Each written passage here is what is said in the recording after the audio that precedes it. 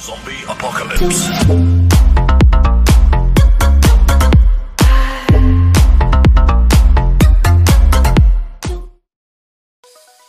Pozdrav drugari, danas ćemo da pričamo o tome kako zaista izgleda mapa ravne zemlje.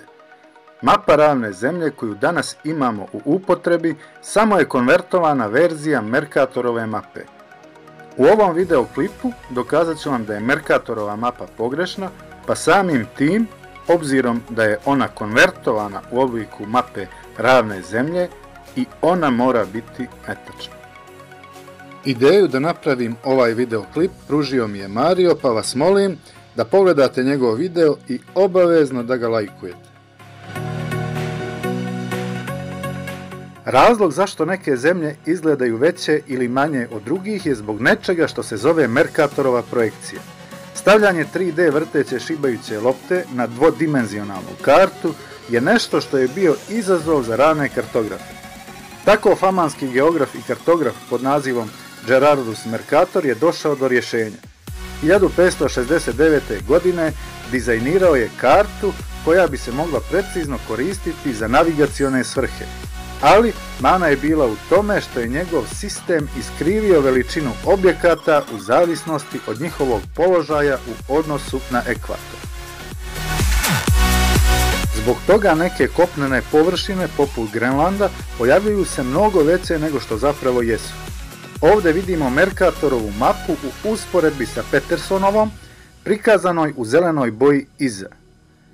Ni jedna ni druga mapa nisu tačne u smislu ako bi se odlučili putovati, na primjer, iz Australije prema Južnoj Americi ili iz Južne Amerike prema Africi. Ali ono što čini Petersonovu mapu tačnijom su prave veličine kopnenih površina. Dakle, sada otvaramo još jednu Pandorinu kutiju, to jest kako nas je naš obrazovni sistem indoktrinisao povodom ovih stvari. Hajde da pogledamo stvarnu veličinu kopnenih površina. Ako uporedimo Sjedinjene Američke Države sa Australijom, Sjedinjene Američke Države izgledaju veće, međutim stvarnost izgleda sasvim drugačije.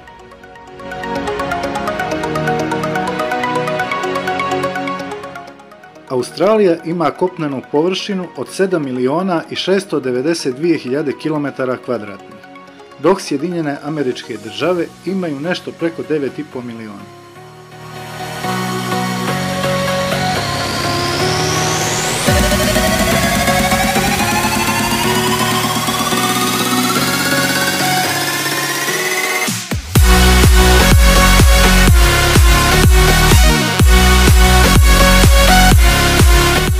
Gledajući kartu, Rumunija i Island imaju istu kopnenu površinu. Međutim, u stvarnosti je sasvim drugačije. Rumunija ima 238.000 km2, dok Island ima više nego duplo manje. Island ima 103.000 km2.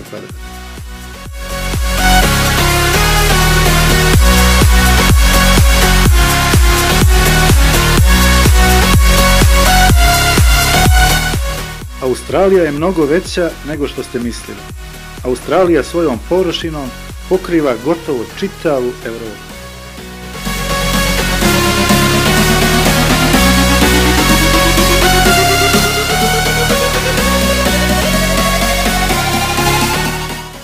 Ako bi stavili Brazil preko Azije, to bi izgledalo ovako.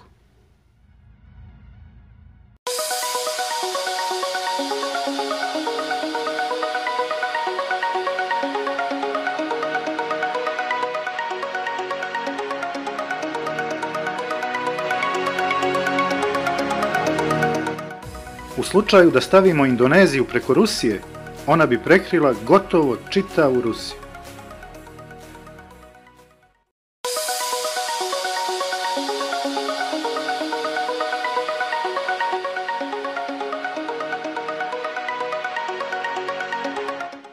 Pogledajte samo koliki je Grenland. Pogledajte koliki je Grenland u odnosu na Brazil. Koliko izgleda veći. Međutim, kada ga pomerimo dolje prema Brazilu, vidimo njegovu stvarnu veličinu. Evo vidite.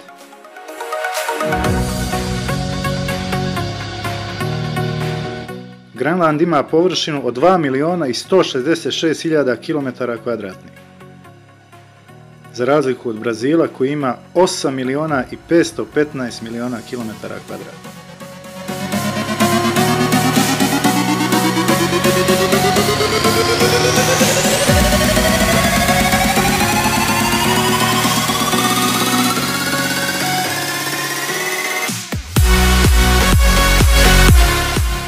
Kanada, prema lažnoj mapi sa kojom su nam napunili glavu u školama, izgleda na karti veoma velika.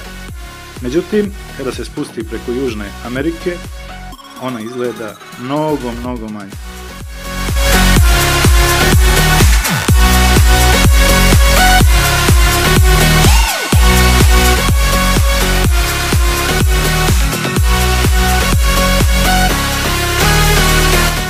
Kina preko Rusije izgleda mnogo veća. Evo vidite. Ili obratno, Rusija preko Kine izgleda mnogo, mnogo manja.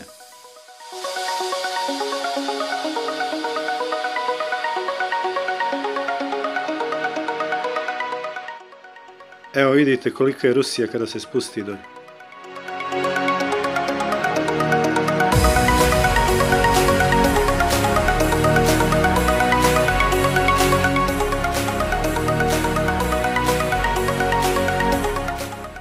Kada pogledamo Japan, on izgleda veoma mali. Međutim, ako ga stavimo preko Kanade, on izgleda veoma veliki. Kao što vidite, on se proteže preko čitave Kanade.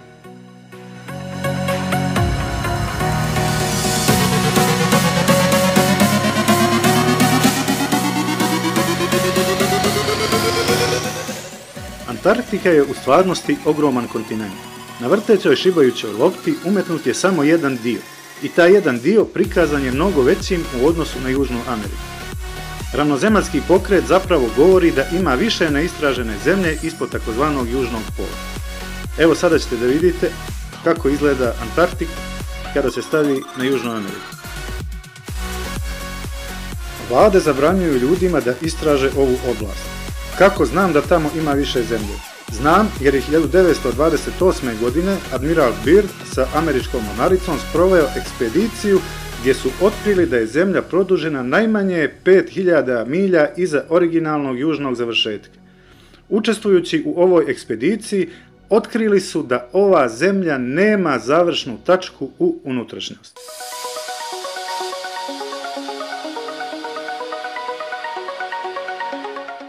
Velika Britanija na karti izgleda veća od Madagaskara. Međutim, istina je da je Madagaskar više nego duplo veći od Velike Britanije. Madagaskar ima površinu od 587.000 km². Evo sada ćemo da povučemo da vidite kako to izgleda u stvarnosti. Vidite koliko je Madagaskar veći od Velike Britanije.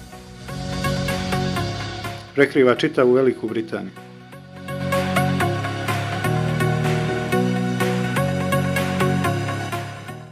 Velika Britanija dakle ima 242.495 km², što je duplo manje, više nego duplo.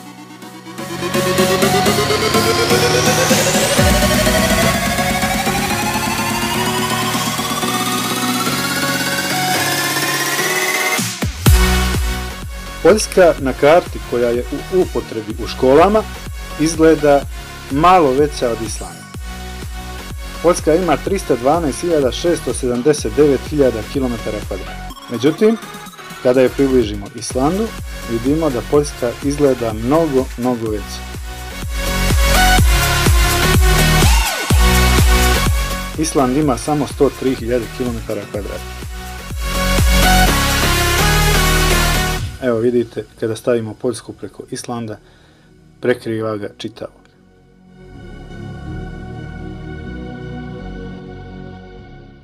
Trenutna Mercatorova mapa svijeta koja se koristi u školama, udžbenicima i na koju se oslanjaju milioni ljudi svaki dan je u stvari laž. Prave veličine kopnene mase u odnosu na druge su pogrešne i daju nam vrlo iskrivljenu prezentaciju svijeta. Ova mapa formirana je u svrhu arogantnih, političkih, komercijalnih i rasnih motivisanih predrasuda.